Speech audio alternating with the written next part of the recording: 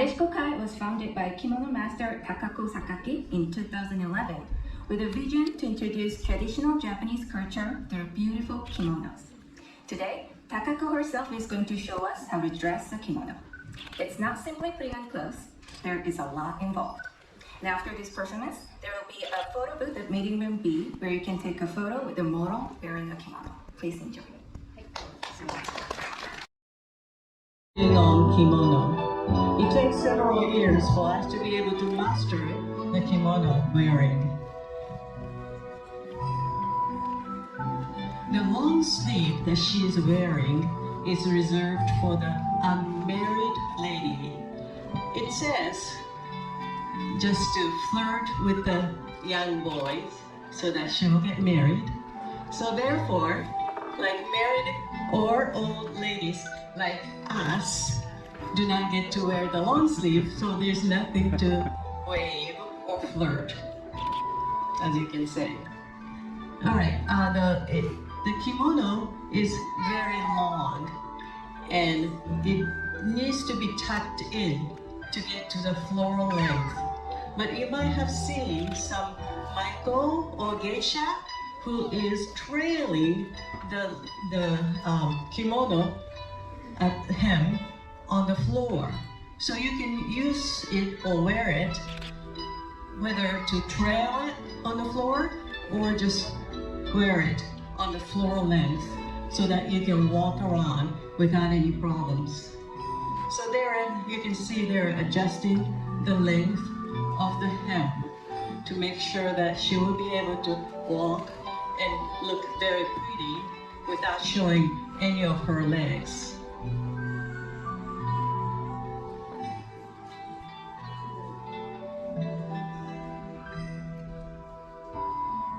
In order to wear a kimono, there are at least or maybe about 20 different kinds of accessories.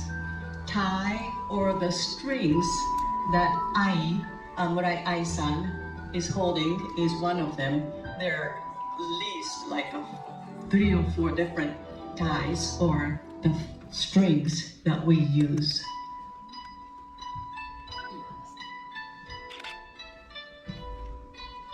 So she's adjusting in the front side of it.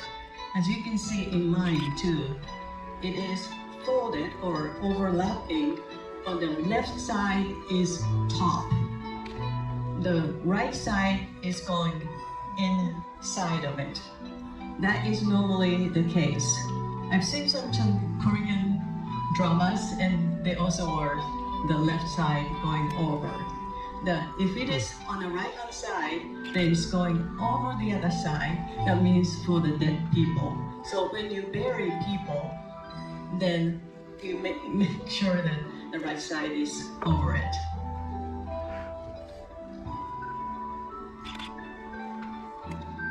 The ladies who are assisting Sasaki sensei are they're very expert in dressing kimonos. And I think we've been trained for like at least several years, 5-6 years by now.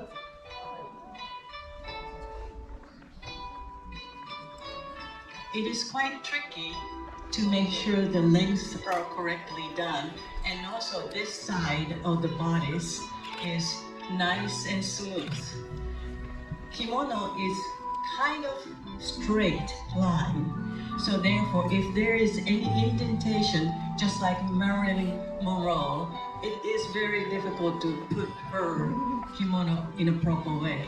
So we put the towels underneath of her garment.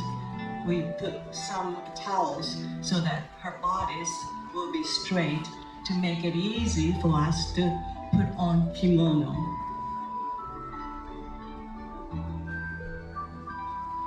So also we have to make sure this side, in the front side, is nice and tight, so it doesn't look kind of loose and look a little weird.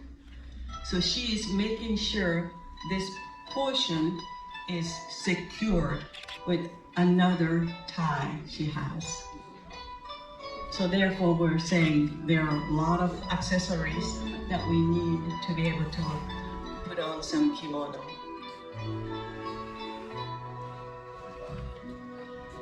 Time for the sash called obi. You can see how long it is. It is over 14 feet. And it is just simply gorgeous. Most of the Furisode obis are made of gold and silver silk threads.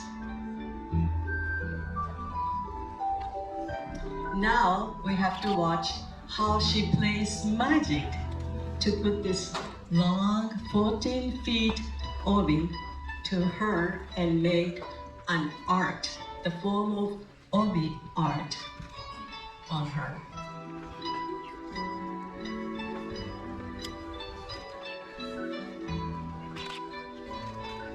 I'm sorry, I forgot to tell the model is Makiko Donville.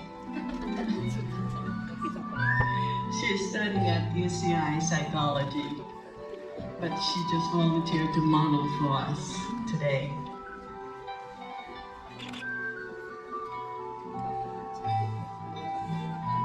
In order to have this elaborate and sophisticated pattern of kimono, this one obviously silk, made of silk, the obi is also very exquisite ones. So those are the obi board that will be placed in the back and the front of obi to make this area nice and tight and flat.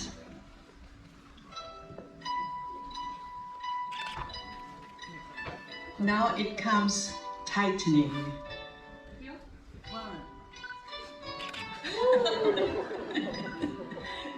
If you want to straighten your back, kimono is the best way to do it. You cannot bend. It's like corset.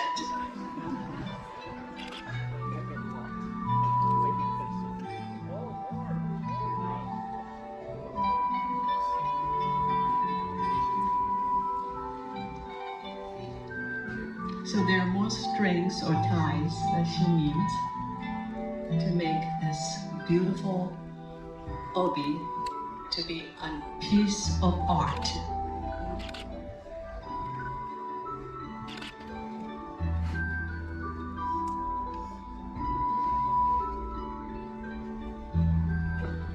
As you just saw, tightening obi or tying obi requires not only the skill and experience, but the strength.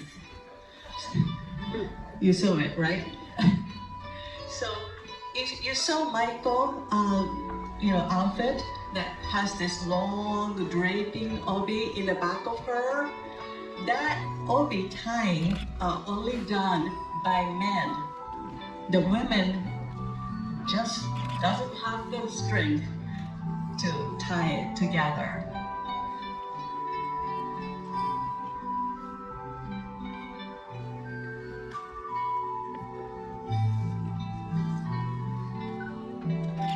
There are about 600 kimono dressing schools in Japan right now.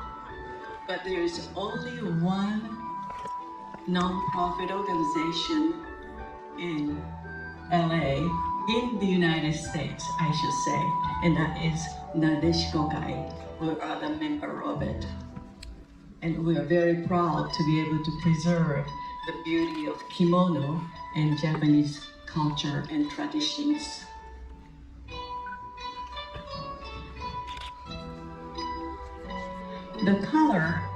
The choice of color is kind of one of the fun things that we do.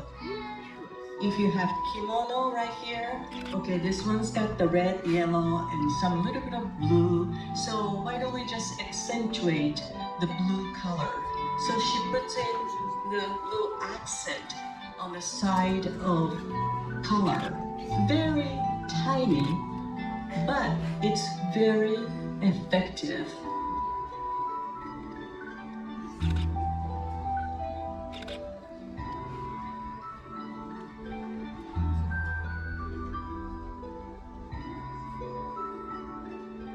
And also she selected green obiage, which goes over the obi, which is green. And you will see pretty soon another green coming up. But you see there is a little hint of green in the kimono. In the kimono, you see peonies, some cherry blossoms, and other different kinds of flowers. And that just give you some jubilant and very festive atmosphere. I would say kimono itself is a movable art.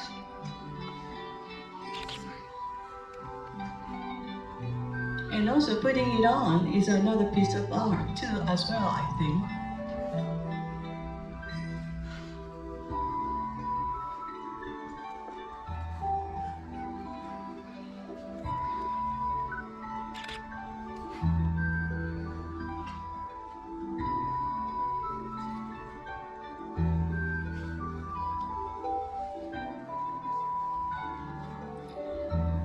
To wear a kimono, you also need to make sure that your hairdo will match kimono too. So she has the hairdo done by our friend Masako, who always helps us to do the hairdo in this kind of occasion. Sorry, Masami is her name.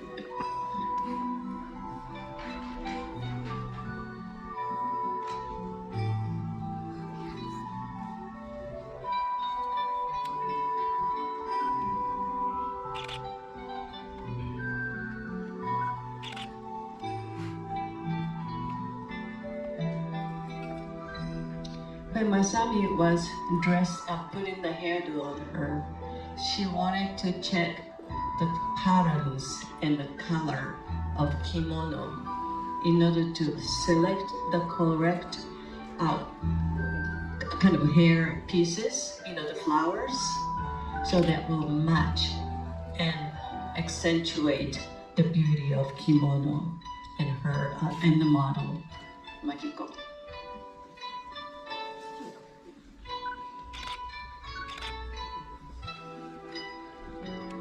This kind of furisode is quite expensive. Some of them is $2,000, $3,000. So therefore, if a mother wears it or the grandma wears it, it will hand it down to the kids, the children and grandchildren. And it will be like the heirloom for the family.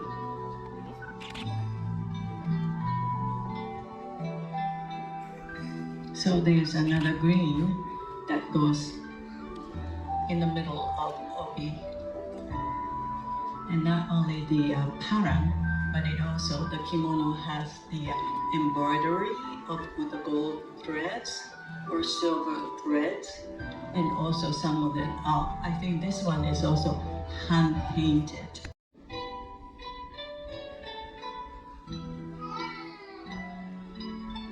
We try to make as pretty and as colorful and as sophisticated as possible using all different kinds of accessories. And it's about done.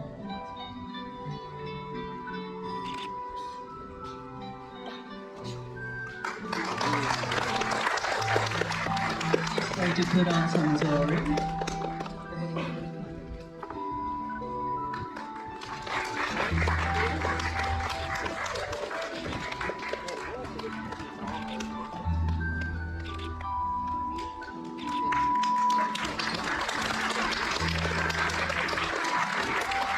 And that's all. Sasaki and Makiko.